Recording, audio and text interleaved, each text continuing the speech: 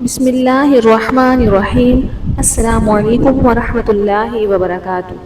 حضرت ام قیس آمنہ بنت محسن رضی اللہ تعالی عنہا سے روایت ہے، انہوں نے کہا، میں اپنے ایک بچے کو لے کر نبی کریم صلی اللہ علیہ وآلہ وسلم کی خدمت میں حاضر ہوئی۔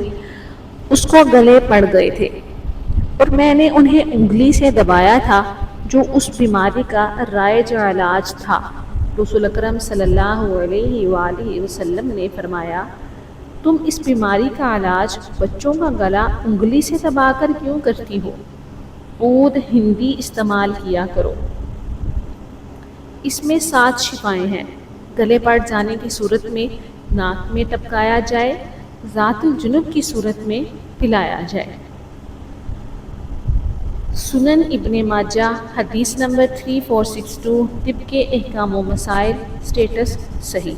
ایک دوسری حدیث میں ہے، ام قیس بنت محسن جو ان اگلی ہجرت کرنے والی عورتوں میں سے تھیں جنہوں نے رسول اللہ صلی اللہ علیہ وآلہ وسلم سے بیعت کی تھی، اور وہ حضرت عکاشہ بن محسن رضی اللہ تعالی عنہ کی بہن تھی، خبر دی کہ وہ رسول اللہ صلی اللہ علیہ وآلہ وسلم کی خدمت میں اپنے بیٹے کو لے کر حاضر ہوئیں۔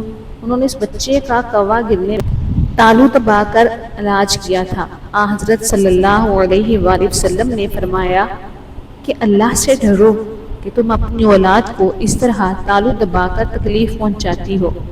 عود ہندی اس میں استعمال کرو کیونکہ اس میں 7 بیماریوں کے لیے شفا ہے، جن میں سے ایک نمونیا بھی ہے۔ حضرت صلی اللہ علیہ وآلہ وسلم کی مراد عود ہندی سے قسط تھی، جسے قسط بھی کہتے ہیں، یہ بھی ایک لغت ہے۔ صحیح بخاری حدیث نمبر 5718، سٹیٹس صحیح۔ عود ہندی کیا ہے؟ یہ ایک قسم کی لکڑی ہے، عود لکڑی جو خوشبو اور ادویاتی استعمالات میں کام آتی ہے، جسے عرف عام میں ہم عود کہتے ہیں، جو خوشبو وغیرہ کے لیے استعمال ہوتی ہے۔